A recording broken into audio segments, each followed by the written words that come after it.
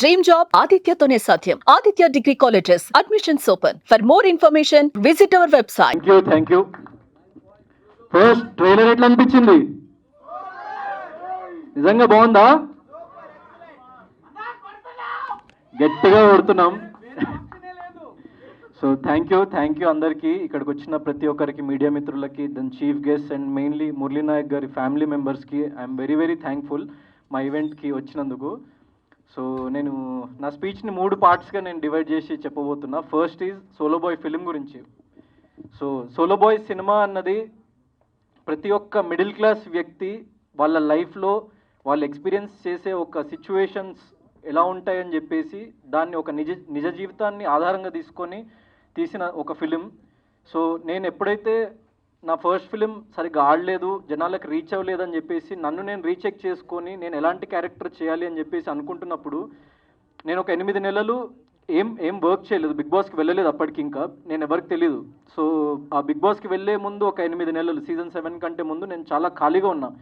And ఆ ఖాళీగా ఉన్న సమయంలో నన్ను నేను రీఇన్వెంట్ చేసుకుందామని చెప్పేసి నేను ఆలోచిస్తూ ఉండగా నేను ఎవ్రీడే ఒక 100 కిలోమీటర్స్ ఒక డ్రైవ్కి వెళ్ళిపోయేటోని, ఒక కార్ వేసుకొని అందరినీ లైక్ చుట్టుపక్కల ఉన్న ప్రతి వీధిలో ఉన్న లైక్ మనుషుల్ని, బయట ఉన్న జనాల్ని అబ్జర్వ్ చేస్తుండేవాడిని. ఇంకేం చేసేవాడిని కాదు, పొద్దున్న లేచి తినేవాడిని, బయటికి వెళ్ళి జనాల్ని చూస్తూ ఉండేవాడిని.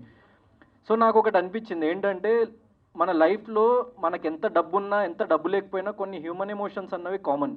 అంటే మనకి ప్రేమ కానీ, బాధ కానీ, లేకుంటే మన ఫ్యామిలీ కానీ, మన ప్యాషన్ కానీ, ఎంత తక్కువ డబ్బులు ఉన్నవాడికైనా ఎంత ఎక్కువ డబ్బులు ఉన్నవాడికైనా వాడికి డబ్బులు కావాలి, వాడికి ఒక రెస్పెక్ట్ కావాలి సమాజంలో, వాడికి ప్రేమ కావాలి, వాడి కుటుంబ సభ్యులు ఆనందంగా ఉండాలి. సో ప్రతి ఒక్క మనిషి కోరుకునేది ఇది ఒక్కటే లైఫ్లో. వాడికి ఎన్ని లక్షల కోట్లు ఉండని వాడి దగ్గర ఎంత లైక్ 100 రూపాయలు డైలీ సంపాదించే వ్యక్తి కూడా అదే కోరుకుంటాడు. సో ఈ కామన్ ఎమోషన్స్తో ఉన్న ఒక సబ్జెక్ట్ చేయాలరా, purely based on like true incidents అయి ఉండాలని చెప్పేసి అనుకొని ఈ స్టోరీ స్టార్ట్ చేయడం జరిగింది. దాని తర్వాత సతీష్ అన్నకి చెప్పగానే లైక్ వెంటనే ఒక్కటే సిట్టింగ్లో, he is the first producer I went to, and ఆయన ఒక్కటే సిట్టింగ్లో ఓకే చేసేసిండు. హ్యాట్స్ ఆఫ్ అన్న, ఎందుకంటే దట్స్ ప్యూర్ ప్యాషన్. ఎందుకంటే చాలామంది లెక్కలేసుకుంటూ ఉంటారు, లాజికల్ వెతుకుతూ ఉంటారు, ఈ హీరోకి మార్కెట్ లేదు, ఆ హీరోకి మార్కెట్ లేదని వినిపిస్తూ ఉంటుంది.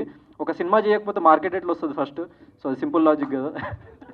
సో అది నమ్మి, అది ఆయన దృఢమైన నమ్మకం. అంటే ఎప్పుడైనా కొత్త వాళ్ళే ఒక చిన్న బడ్జెట్లో లైక్ చేయాలి, ఒక మంచి ఫిలిం చేసి అది సక్సెస్ కొడితే అప్పుడు అది 100 తరాలకి కానీ ఒక లైక్ మన ఇండస్ట్రీలో, ఫిల్మ్ ఇండస్ట్రీలో ఒక ముద్ర ఉండిపోతుంది.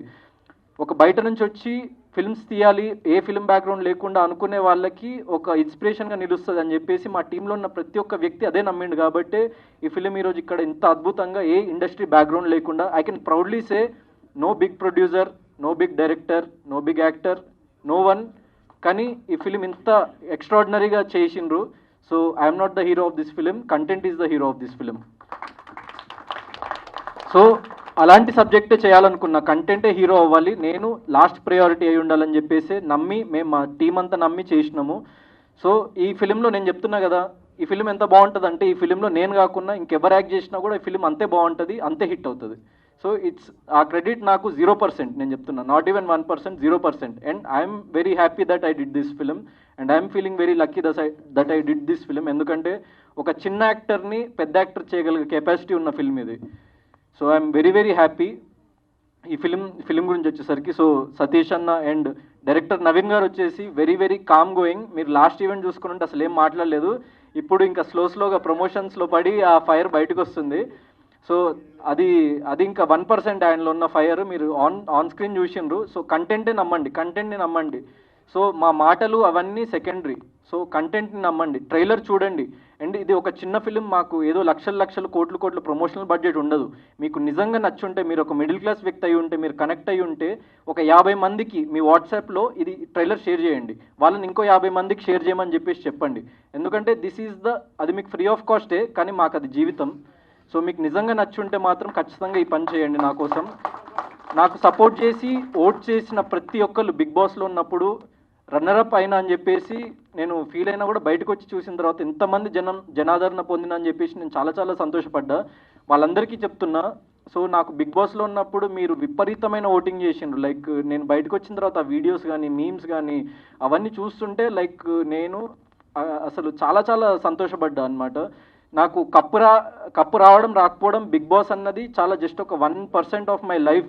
కానీ అక్కడ సంపాదించుకున్న ప్రజలన్నది నాకు 100%. ఎందుకంటే ఒక చిన్న యాక్టర్గా వచ్చినప్పుడు, ఒక ఇండస్ట్రీ బ్యాక్గ్రౌండ్ లేకుండా వచ్చినప్పుడు, నేను మీలోనే లైక్ ఎన్నో సినిమా ట్రైలర్స్, ఎన్నో సినిమా లాంచ్ ఈవెంట్స్కి ఇక్కడే ఇదే ప్రసాద్ ల్యాబ్స్లో మీరు కూర్చున్న అదే సోఫాలో కూర్చొని నేను చూసిన. మీకు నాకు డిస్టెన్స్ ఒక 10 ఫీట్లు కూడా లేకపోయి ఉండొచ్చు, కానీ నాకు ఈ డిస్టెన్స్ కవర్ చేయడానికి 25 ఏళ్ళు పట్టింది. So please encourage new talent. And ఒక కొత్తవాడు, ఒక ఏ బ్యాక్గ్రౌండ్ లేనోడు వస్తే ఇండస్ట్రీకి వస్తే ఎన్నో లక్షల మంది భరోసా, అంటే వాడు సక్సెస్ అవుతాడా లేదా అన్నది పక్కన పెడితే, అమ్మ చూడు ఆ సో అండ్ సో పర్సన్ ఉన్నాడు, ఏ బ్యాక్గ్రౌండ్ లేకుండా వెళ్ళి ఇండస్ట్రీలో సక్సెస్ కొట్టిండు, నేను కూడా వెళ్తామ్మా ప్లీజ్ అమ్మా అని చెప్పేసి వాళ్ళ ఇంట్లో వాళ్ళని ఒప్పించడానికి, వాడి ఫ్రెండ్స్ని ఒప్పించడానికి, లేకుంటే వాడిని వాడు ఒప్పించుకొని ఒక ముందడుగు వేయడానికి చాలా దృఢంగా దోహదపడుతుంది. సో ఈ చాలా చిన్న వాళ్ళం మేమందరము, కానీ కంటెంట్ చాలా పెద్దది, అదే మమ్మల్ని పైకి తీసుకెళ్తుందని చెప్పేసి నమ్ముతున్నా. This is about Solo Boy film. Second thing, Murali Nayak గారి ఫ్యామిలీ. మేము మెయిన్గా మురళీనాయక్ గారి ఫ్యామిలీని పిలిచి ఫెలిసిటేట్ చేద్దామని ఎందుకు అనుకున్నామంటే, ఎంతోమంది లైక్ డైరెక్టర్స్, యాక్టర్స్, వాళ్ళు చాలామంది మాకు సపోర్ట్ చేసే వాళ్ళు ఉన్నారు, వాళ్ళని పిలవచ్చు, లాంచ్ చేయొచ్చు. కానీ సోలో బాయ్ ఫిలింలో చాలా డీప్ కోర్, ఒక చాలా దృఢమైన ఒక మెసేజ్ ఉంటుంది. అంటే లైఫ్లో ఒక మనిషి ఎన్నిసార్లు పడ్డా లేచి నిలబడ్డమే ఈ ఫిలింలో ఒక లైక్ చాలా మంచి మెసేజ్ ఉంటుంది. ఆ సిచ్యువేషన్స్ చాలా డ్రమాటిక్గా ఉండి మీకు చాలా లైక్ ఫన్ కానీ లవ్ కానీ ఎవ్రీథింగ్ ఒక మెయిన్ స్ట్రీమ్ ఫిల్మ్లో ఉండేవి అన్నీ ఉంటూనే అండర్లయింగ్ సబ్టెక్స్ట్ చాలా స్ట్రాంగ్ ఉంటుంది. సో మేము ఈ క్యారెక్టర్ జర్నీ చూసినప్పుడు లైక్ ఒక మురళీనాయక్ అనే వ్యక్తి, 25 ఏళ్ళ వ్యక్తి, అంటే నాకంటే కూడా వయసులో 3 ఏళ్ళు చిన్న వ్యక్తి.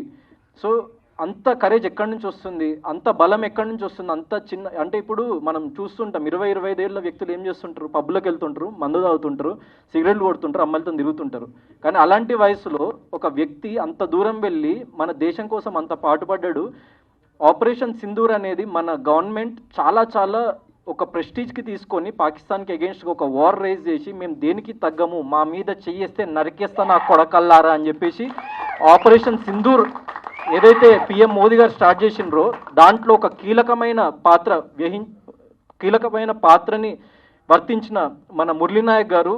సో అంత చిన్న వ్యక్తి అసలు అంత కరేజ్ ఎక్కడి నుంచి వచ్చిందిరా అని చెప్పేసి నాకు ఒక్కసారి లైక్ ఫ్యూజ్లు ఎగిరిపోయినాయి. దాని తర్వాత నేను వాళ్ళ ఫ్యామిలీ గురించి స్టడీ చేయడం స్టార్ట్ చేస్తే చాలా లైక్ నిరుపేద కుటుంబం, వాళ్ళ అబ్బాయిని ఎక్కడో ఉంచి వాళ్ళు ఎక్కడో పని చేసుకుంటూ, లైక్ తాపీ పని చేసుకుంటూ, లేకుంటే హౌస్ కన్స్ట్రక్షన్స్ వర్క్ చేసుకుంటూ అంత కష్టపడి పెంచి మన దేశానికి ఇంత గొప్ప వ్యక్తిని ఇచ్చిండ్రు. సో వీళ్ళకంటే పెద్ద సెలబ్రిటీస్ ఎవరు ఉంటారా, మన ఎక్కడ ఇండియా మొత్తంలో వెతికినా దొరకరు. Shahrukh Khan, no Salman Khan, Murali Naik is bigger than them, I believe that. So అందుకే పిలవడం జరిగింది.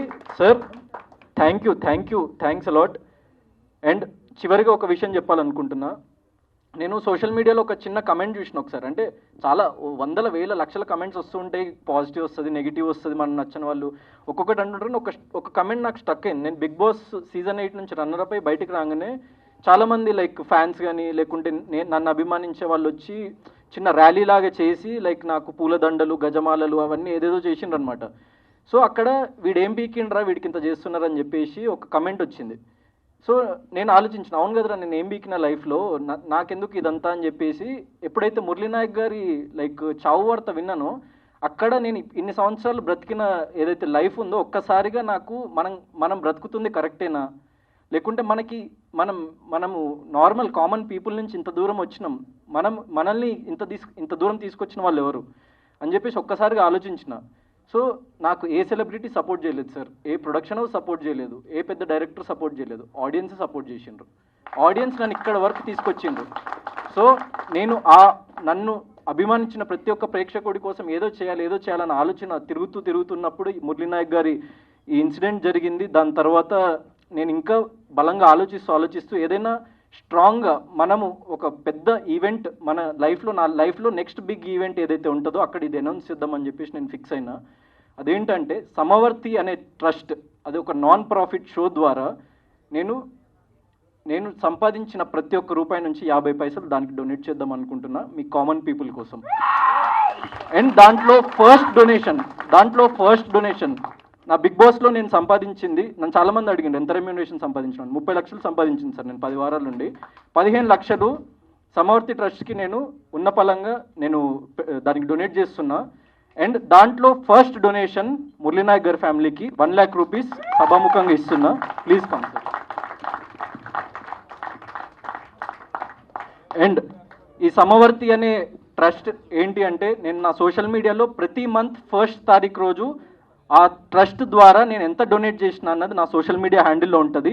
నా సోషల్ మీడియా హ్యాండిల్లో ఉన్న ఈమెయిల్ ఐడిని మీరు డైరెక్ట్గా క్లిక్ చేస్తే అక్కడ వస్తుంది.